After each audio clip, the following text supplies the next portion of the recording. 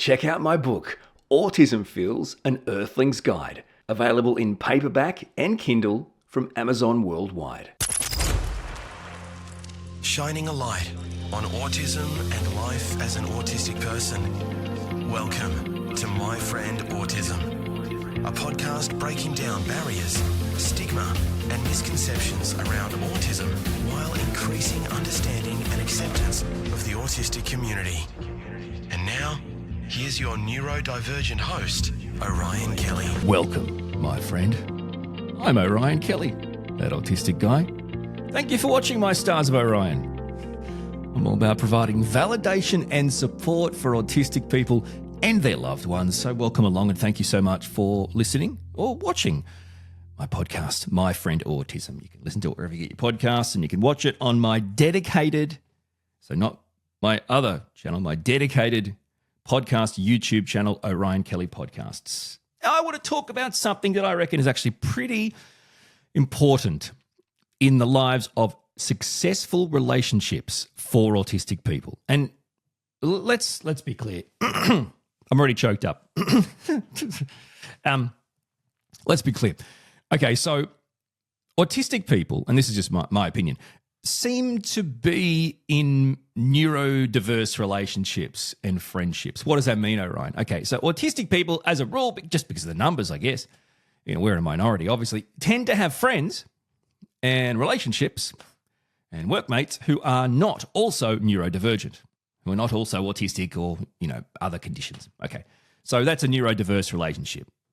Because you've got an autistic brain, you've got a neurotypical brain, you put it together, creates diversity. Okay, cool. So it's pretty important then, right, to try and get to the bottom of cultivating healthy relationships. Because for autistic people, we are, as a rule, going to be cultivating relationships with non-autistic people. I'm not saying there's a right and a wrong.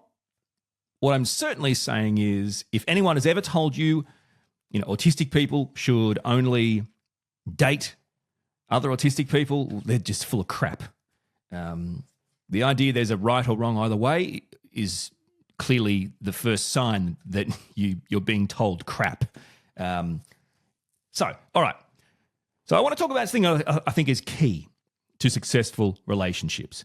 Now, that is a topic called love languages. I don't know if this thing's become more popular. I hear a lot of people talk about this these days. What's your love language? This is our love language. So it can be many and varied too. Like sometimes, I hear people go, oh, fighting is our love language. Okay. I think they call that grounds for divorce. But okay, cool. Fighting's your love language. Fair enough. That's good. All right. Makes sense. Well, let's talk about love languages. And why? Because if we just look through the eyes of neurotypical brains, we are going to see autistic people, in general terms, as lacking love language, as emotionless, potentially sexless, as robotic. Now, that's not true. Autistic people have a different brain, which means we experience the world differently, which means we have different ways of showing affection. Obviously, don't you think it's like, I've got to point this out, by the way. I've got to point this out that autistic people are that because they have a different brain, which means everything they experience will be experienced differently, which means their way of showing love and affection will be different. But instead of that being an obvious, neurotypical people simply jump to the you don't show affection, you don't show love, you're not capable of that. Yeah, that is absolutely not the case. Different ways of showing, different ways of receiving. It is what it is. I'll break them down bit by bit because I think, if anything, successful relationships, be that neurodiverse or just, two autistic people, two neurotypical people, whatever, successful relationships are based on understanding each other. So you may be saying, my partner is showing me no love. Your partner may be in that exact moment showing you love. If you don't understand that, there's a miscommunication that ends up ruining relationships. And we don't want to do that, okay? Love on the spectrums. doing a good job of that. So here we go. All right, zing. I said zing. I want to start with problem solving. Oh, Orion, can you just listen to me for 1 second? I'm just trying to vent here. I don't want you to help me. And my impersonation, no, shut up. I'm not. Relax. Chill out. Okay, so identifying and seeking solutions to problems, in my opinion, is a love language for autistic people. Let's think about it. So, identifying, and then once identifying, automatically kicking into gear to solve that problem, that issue, create a solution, is a natural response by the autistic brain, and when done for others, because usually it's for us, when done for others is a sign of love and affection. Yes, for your family, for your friends, for your partner. Now, the reason why I say this is because we have an autistic brain. That means we have a stronger logical brain, okay? It's a stronger part of our brain than, say, the emotional part of our brain. So that means, in fact, what word was that? In effect, we actually are kind of, gifted isn't the right word, but we are, in effect, geared towards identifying or seeing problems that others don't see and looking for, maybe not always finding the solutions, but at least looking for the solutions before anyone else has even had it occur to them. Now, this is, again, in general terms, but what I'm saying is put love and affection aside. Just being an autistic person walking around, waking up, going to sleep, in between that time, you are constantly picking up, like people could call us you're a real nitpicker, right? This is one of my favorites. You're always so negative. No, so I'm not negative. My brain is geared to find problems and issues and to point them out. Now, why is that, Orion? You're just making me feel bad. My brain thinks that's black and white, right and wrong. So issues, wrong. Point it out. Do you see what I'm saying? And by the way, this is coming from a neurotypical society that invented a complaints line.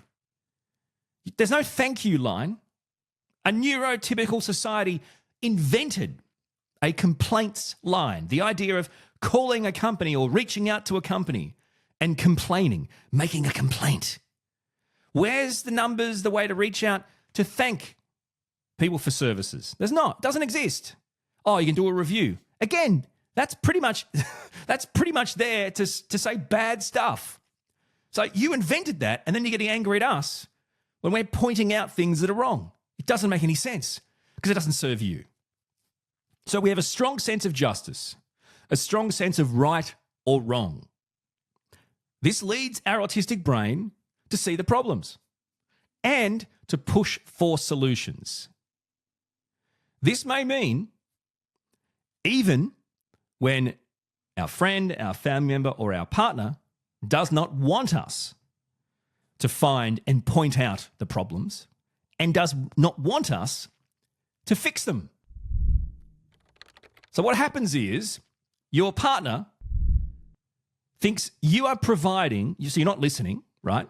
You're not listening. You're kind of hearing what they're saying, but then you're at the earliest possible opportunity, you are jumping in with unwanted, unsolicited, bloody annoying advice. Yeah. And frankly, sometimes they'll go, well, you're attacking me. Why are you attacking me? I'm just telling you something that happened. Why are you getting angry at me for? So this is a good example.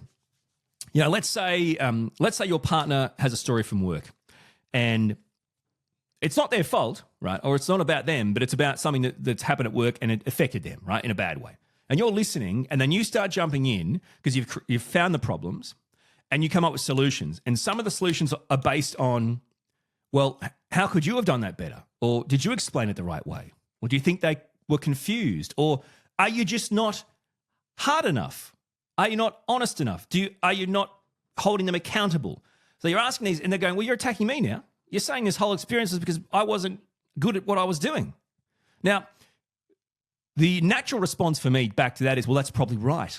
Because in life, most of the problems that happen to you are well, look, I don't want to get into an argument here, but the bottom line is, if if you're having problems in your life, then you can't just wash your hands clean and say it's everyone else's fault. That's a load of crap. I also acknowledge that it's not like we go through life really being able to control much, right? We think we can, we really don't. But we can control how people make us feel. You know, we can control how we react. I think I try to say the word react. I'm not sure how it came out, but you get it. I'm channeling my 5-year-old. Nevertheless, who still isn't putting S's on words. Yeah. He'll get there. He'll get there. Anyway, he's got a real pring in his step. Huh? What's that? You know, a real pring in his step. Huh? Pring, you know, pring. So, what am I saying here? I don't know. Why are you here?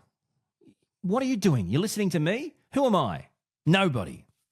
I don't know why you're listening to me. Why? Someone watching me talk. Someone listening to me while watching me. That's even weirder. I don't know. All I'm trying to say is, for neurotypical partners, there's two things. Number one, okay, first, can you acknowledge that this isn't an attack? That this isn't them trying to do things to agitate you, piss you off, whatever, okay? This is your autistic partner, friend, family member being autistic. Hearing experience, their brain just, as a natural course, they're not asking, commence proceedings. It just is hearing the situation, hearing the problems, and as a result of that, the logical brain goes, okay, so these are problems, well, problems must be fixed. The autistic brain says problems must be fixed. The autistic brain says loose ends must be tied up. Now, again, maybe it doesn't to everyone. Of course it doesn't. But I'm saying from my point of view in general terms, the autistic brain says problems must be solved or fixed. So wrongs must be righted. Do you see what I mean? Okay, so it's not about you. It's not a personal attack. It is simply the autistic brain being autistic. And we can't change that. That isn't a character flaw. It's our goddamn brain, guys. Okay, so it's a love language. It's a genuine sign of love and affection. If we are going out of our way to listen to you to the point where we're identifying issues and trying to fix them for you, trying to help you solve them, that's love and affection. Trust me, I can zone out on people venting and talking crap and just, I don't even listen or hear, right? Because it's like, well, who is this person? Well, I don't, so we're doing this because you mean something to us. That's love and affection. Second thing is, how can I help you? How can I validate and support you? Not just autistic people, but your loved ones. Okay. Hey, Orion, I'm going to tell you a story from work today. I just want you to know, I just want to vent. I just want to bitch and moan. Yeah? And I'm entitled to that. I had a bad experience today at work. I just want to let it out. I just want someone to hear it. I just want to get it off my chest. Yeah? I don't want you to help me solve it or come up with solutions or problems. I don't want feedback on how I could have done it better. I don't really want anything but just the love of you listening to my story and allowing me to get it off my chest. Does that make sense? Yeah, that makes sense. Cool. All right, here's my story. Simple. Now, for me, I'm like, thank God. I can tell my brain off. I can tell my brain, chill. Just let it get it out. Let it spit it out. It'll make her feel better. We'll hear it, and we'll just react like that is horrible. I'm really sorry you went through that. I might not feel those feelings, but I know that's still the right thing to say because I know that this is a bad experience because she said it at the start. And that's a really easy way of navigating that. You can still get your autistic partner to not burden themselves with trying to fix it because that's what their brain will do, right? In a way where it wins on both sides. So that's my thoughts on problem solving. I mean, I'm going to move on, but I just want to check in. Does that make sense? And you can let me know in the comments and things, but I mean that because this can be a real ruiner of relationships. Because think about this. When you solve a problem, what do? You look at what went wrong and how you can avoid that happening next time. And one of the ways of that is accountability. And accountability can get personal. And this is the issue, right? I don't know. I don't know where we are anymore in life. I honestly, I'll talk to my wife about workplace stuff and I'll think, I don't want to be here anymore. I don't like this world. What do you mean that an employee can sign a contract? And by the way, I dropped out of law school, so I'm a bloody expert. Let's say a standard everyday employment contract. Just a stock standard, just off-the-shelf employment contract. I guarantee if you've ever signed one, I don't care how old you are or where it was, it's just your stock standard. It would have had a line something like, carry out the duties, right, of the role of blah and all other duties as directed by your supervisor, manager, or boss, or employer. Right? That's pretty much a stock standard contractual agreement. It's a clause in every contract. You agree to carry out the duties of the role specified and all other duties as directed by your boss. Yeah? But we live in a world now where if we direct someone to do something, that's bullying, or we're harassing them, or that's too aggressive, or that's too intense, or you hurt my feelings. What do you mean I hurt your feelings? You got a bit of paper and you signed it. And it says you do the duties, right, as per your role, and all other duties as directed by your boss. Your boss directs you to do something, and I hurt my feelings. Oh, you directed me. You told me what to do. That's directed, you moron. That's what directed is. I told you to do something. You didn't do it. This is me, by the way. This is why I can't be in a workplace. This is me. If I was HR, right? This is me. All right, champ. I'm looking at your contract here. You've signed it. You remember signing this contract? Oh, you do. Cool. So we pay you money and you do a job. Is that correct? Yeah, that's what it says on this contract. Now, see this line here? Yes, it's only a 2-page contract. It's not hard to read. It says you do all your duties, plus all other duties as directed by your boss. Now, you're saying there's an issue because your boss has told you to do something. Is that your issue? Right, and you want to put in a complaint? Oh, okay, cool. All right, I've got a complaint. You're not doing your contract obligation, you moron. Now, if your boss is harassing you or bullying you legitimately, that's a different story. But we live in a world now, we can't even tell someone to do something because you told me to do something, even though they signed a bit of paper saying that's what they're going to do. What's this got to do with problem solving? Because the problem is autistic people see a problem or a solution and it comes down to accountability. Okay, well, that's an issue. That's a problem. We can fix that by you doing this better next time, or not letting this happen, or telling this person, or we doing this or that. And everyone takes it personally. Not just in the workplace. Your partner takes it personally. And then the relationship breaks down. Like, I'm sorry, my autistic brain can't get my head around this. I never will. I know this has become a massive rant now. I apologize. I've got so many more great topics in this love language, so don't go away. I just want to finish by saying I don't want to be in a world where everyone has to be so goddamn sensitive about everything. It agitates me. Like, seriously, yes, this thing you're venting about is your fault. You failed. Here's why I think you failed. Here's where I think you can go better next time to avoid this same situation happening again. But, oh, no, you don't want that because that's offensive. That's an attack, and you'd rather just vent and then have it happen again next week. What? Seriously. The world has gone mad. And I'm not saying, hey, I'm here for the big rich man. I'm here for the employer. I'm here for the man. I'm not saying that. I'm saying the problem-solving part of an autistic brain is actually not... So let me say this. The autistic brain is not compatible with where the world is going. Autistic people are not compatible with where the world is going, which is to fantasy land. You can't tell someone what to do at a job because that will hurt their feelings, yet they've signed a contract saying that you allow this person to be their boss and tell them what to do, and in return you'll get money. Anyway, I'm moving on. Oh, my God. Okay. Ironically, the next one is on info dumping. That's brilliant. All right. Info dumping. That's when an autistic person talks about something in great detail and for a long period of time. Well, you know about that. If you know me, you know about that. So I've info dumped on HR and workplaces and where the world is going and all that kind of stuff. Okay, I've done it. I've just done it. Why have I done it? Because I like this. I like doing a podcast where people will listen to it, allegedly, and watch it, not probably, and get some sort of enjoyment, but also get something out of it. We'll learn something. We'll feel validated, supported. We'll feel enlightened, whatever. That's why I'm doing it right now. I don't just walk around the house doing it. I don't just do this when someone comes in the house, right? You're getting this as a sign of love and affection for being here. I love talking about things that I've learned. I might have learned something today. I want to talk about it.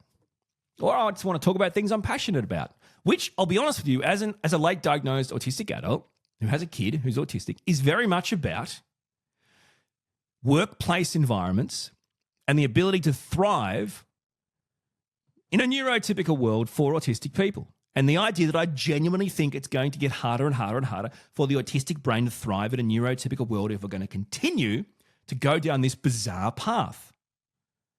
In the end, it just is what it is. Our brains are different. So info dumping, I'm putting to you, is a massive way of showing love and affection. I rarely, actually, I don't know. I don't know, nor do I have any awareness. In fact, do I have any care factor that my info dumping may be boring for others, may be annoying to others. Sharing my passionate, arguably long-winded rants, for me, is actually a way of connecting. I'm connecting with you. And maybe you're connecting back. Maybe you aren't. You can tell me. Let me know. What I'm trying to say is, I'm not doing it to annoy you. I'm not doing it to anger you. I'm not doing it to bore you, right? I'm not trying to be the Colin Robinson of autism. You see what I'm saying? How Nando said, Colin Robinson.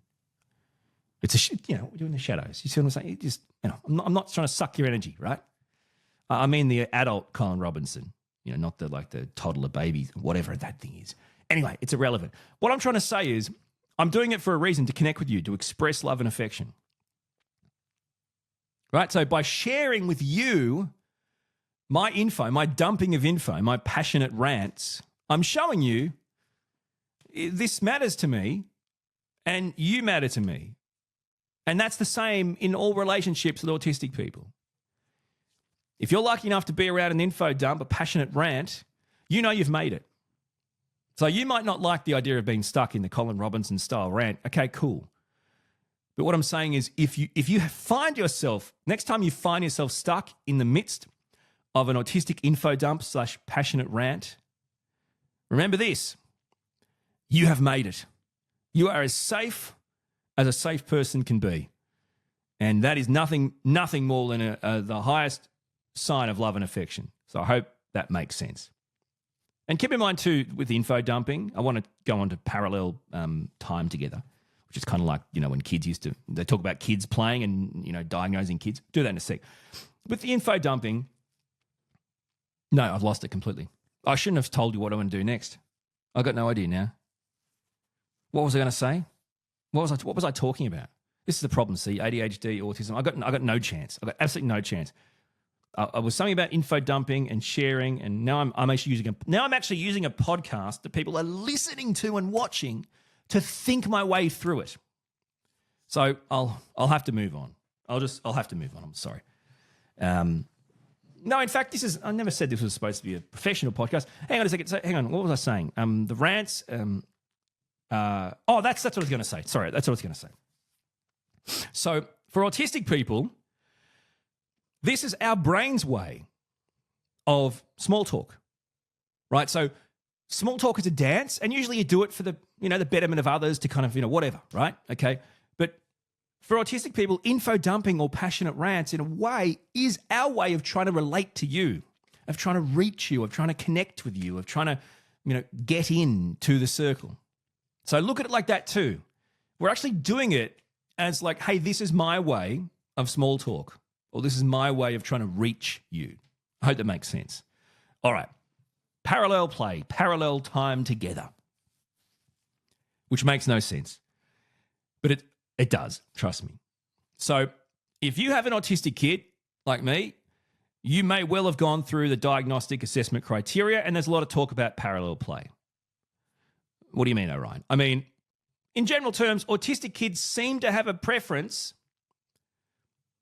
to play by themselves or to play with others, could be siblings or friends, in the same room, but alone. Huh? Okay. So autistic kids either like to play alone, but parallel play is a big thing for autistic kids. Parallel play means their brother or their sister or their friend might be in the room with them, and they like that, but they still want to do their own thing. So in parallel. Now, if that's one of the core things we see in autistic kids, why do you think that wouldn't be relevant to autistic adults? Because I know you're not making the argument we grow out of autism. So if you're not making that argument, why are you not automatically joining the dots here? I mean, yeah, I love to have my brother in the lounge room with me, but I want to do my thing. He can be there, and I'm happy for him to be there, and I want him to be there. I don't really want to be by myself, but I don't want him playing with me. Okay, so let's talk about partners. Let's talk about friends. As autistic people, we thrive on alone time because we need it to re-regulate ourselves. I mean, the best case scenario is to keep ourselves regulated. In other words, proactive alone time. But in a neurotypical world, even our most loved people still might make it hard for us to be proactive, and it therefore may often be reactive alone time, which is I'm about to break, I've got to get out of here for a bit. And, this is not a selfish thing. This is literally, I'm going to give myself alone time because I'm about to melt down or shut down or whatever. And in the end, that's not good for anyone. So we do this for regulation. Alone time is super important, okay? And alone time isn't parallel. You are legitimately alone, okay? You find a room or a space and it's just you. And it's a re-regulation and it's super important, okay? But in saying that too, I absolutely love sitting on the couch with my wife and still doing my own thing. So being near your loved one is enough for an autistic person. Like being near your sibling or friend is enough. Don't need to do the same game, just be near each other. And I want to still do my thing. So how has this changed? It shouldn't. You're still autistic, mate.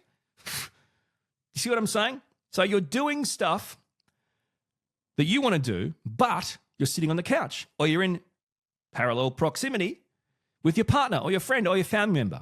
There's no difference, guys. It's just a new way of looking at it because you've grown up. See, these kind of forced joint activities, man, God help me. What are they, by the way? Oh, we should do this together or that together. Yeah, that'd be great. They have the opposite effect. Does that make sense? If you're going to force joint activities rather than doing your own activities next to each other, it's not going to regulate you. It's not going to fill you with love and affection. It's going to agitate you. So some may say they actually love being around their family, being around their partner, their friends. But that doesn't mean they actually love doing things with them at the same time. Does that make sense? It doesn't mean this is always the case. What I'm saying is, like, I'm cool to be around, my boys when they're doing their own thing, right? I'm sitting here, they're playing, they want me there, right, for some sort of comfort. Okay, cool. I can still do my thing and they're doing their thing, but we're all together. But then when it becomes forced, like we must play this game together or we must do this role playing or this, it's a complete dysregulation zone. So I hope that makes sense. Parallel play starts out as kids and it ends when you die. So it's not just comforting, right?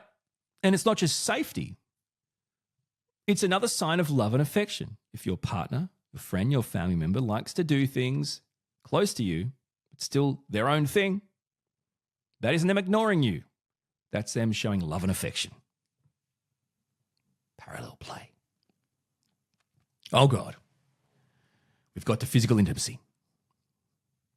All right. First thing I'll say is, as autistic people, we all, and this is the thing, right? So it's called autism spectrum, yeah. So that's actually the word. It's in the title. Yet medical professionals and the world at large still only view it as one thing. Do you see how stupid that is? How can you view it as there's one type, there's one way, there's one manifestation, yet spectrum's in the word? Is that the most ironic thing you've ever heard? Okay, so some autistic people love physical intimacy. Some hate it. Some are repulsed by it. Some have no need for it. Some have a need for it, but struggle with the actual doing of it. Others love it. Everyone's different.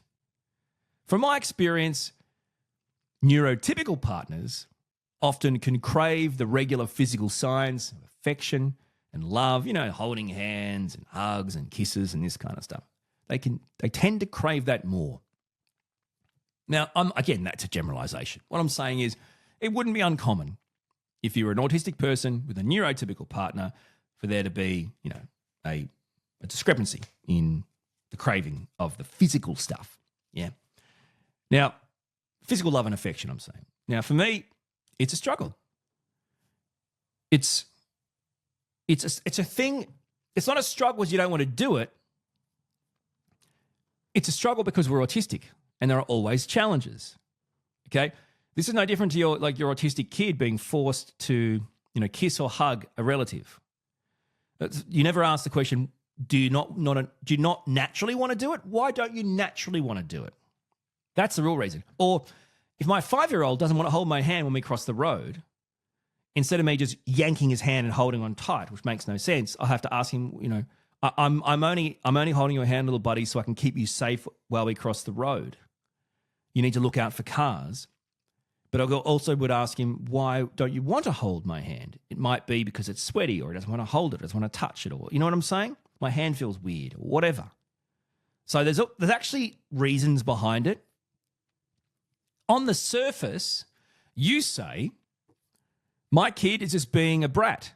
Or you say, my partner is no longer interested in me or doesn't really like me that way. In reality, physical intimacy is another type of love language. Right? We don't all have the same love language. So autistic people have sensory sensitivities. We also have many social and communication challenges. Reading body language in dating and relationships, nonverbal cues and all that stuff, it's bloody ridiculous. It's impossible. There are no signs. The only sign is if you come up to our face and say it to us in plain, unambiguous language. That's the sign. Seriously. So it's not uncommon for autistic people to not like the huggy, kissy, touchy stuff, including from their partners. So the huggy, kissy, touchy stuff from relatives, friends, family, partners. There's no difference. There's no difference in connection because it's not about them. Oh, we don't love you as much, we're not interested in you or this. It's about us being autistic. So it's not a lack of love thing. It's an autistic thing. How many times do I have to say this differently? Right? And everyone's different. Some people, they love gentle touch and affection, right? They love the gentle hugs and, the gentle kisses or whatever. Other people like deep pressure, they like big bear hugs, right? It doesn't matter what yours is. It's just about understanding that physical intimacy is another type of love language. Therefore, understanding the differences in your love language in this particular place and finding a balance. Because finding a balance and understanding each other, that's what's crucial in maintaining a successful relationship. So this is one of those things that I'll be like, autistic people are either completely against any kind of touch or sex, right? Or they love sex, but they don't really like the hugging and the kissing and the touching, the hand holding and stuff. And that's hard to understand. Again, so it comes across transactional, and it's not. It comes across how it should come across, which is this is an autistic person we're talking about here, and everyone is different. And there's reasons for every little difference, I guess is the best way of putting it. Anyway, unmasking or simply being you, your true, authentic, autistic self.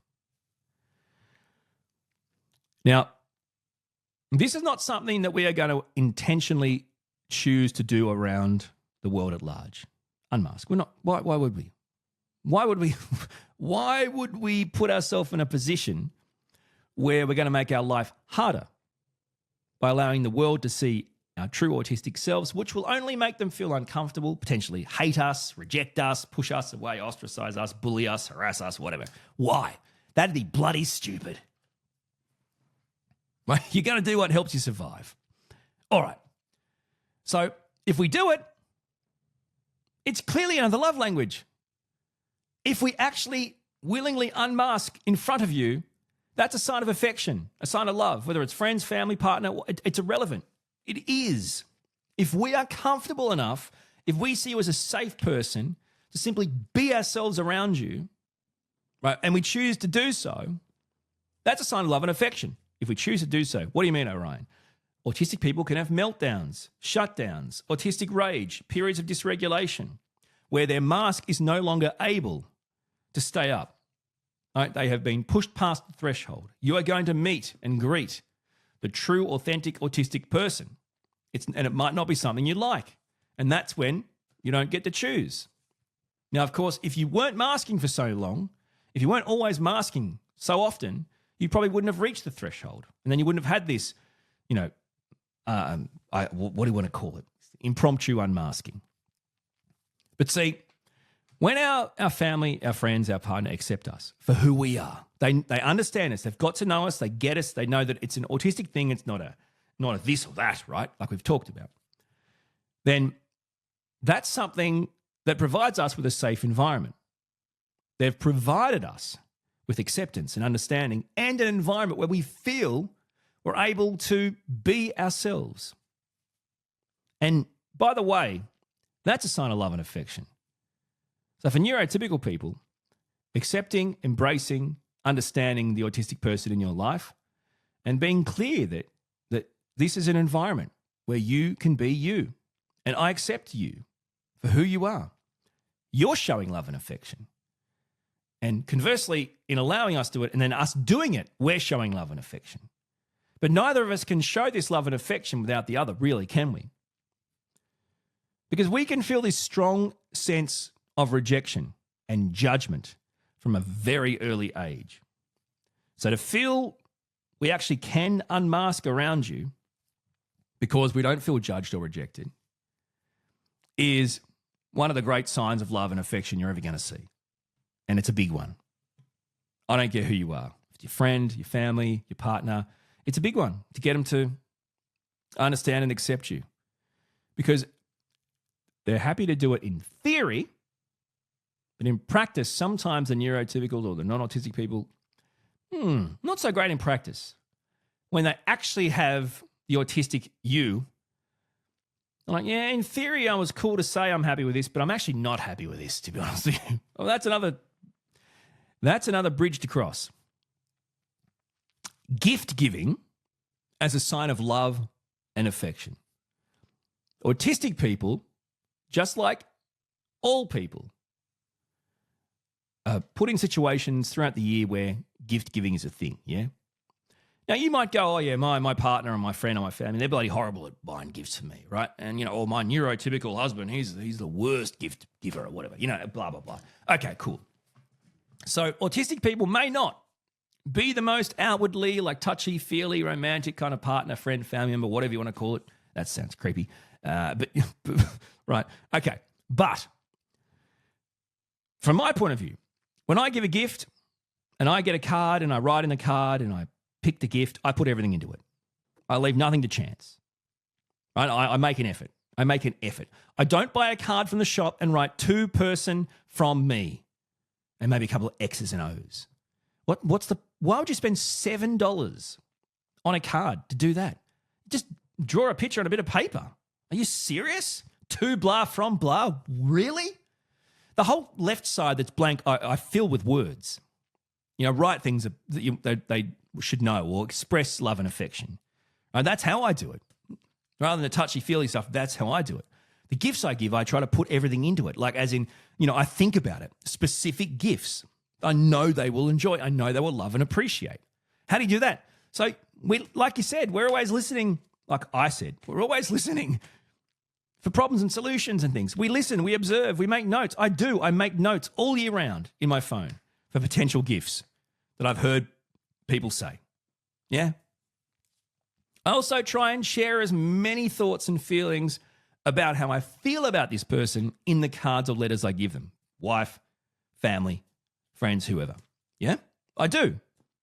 So to me, that's a love language because the details of the gifts that I bought through the effort I put into listening and making notes and the words I wrote in the card or the letter or whatever it is, that is my way of showing love and affection through all the effort and time and vulnerability in doing so, as opposed to some random generic gift card or present and some card with to and from. So that's, to me, that is another absolute clear sign, of love and affection from an autistic person. My Friend Autism with Orion Kelly. Catch up on all the episodes at orionkelly.com.au. If you want more expert tips and strategies on thriving in a neurodiverse relationship, check out my videos I did with my wife Renee navigating a neurodiverse marriage on my primary channel, Orion Kelly, That Autistic Guy. Thank you for listening and watching this podcast on Orion Kelly Podcasts. Until my next episode of My Friend Autism. Thank you so much for your support, and we'll talk soon. You've been listening to My Friend Autism with Orion Kelly. To join the conversation, get in touch with Orion and binge all the podcasts, blogs and videos, visit orionkelly.com.au.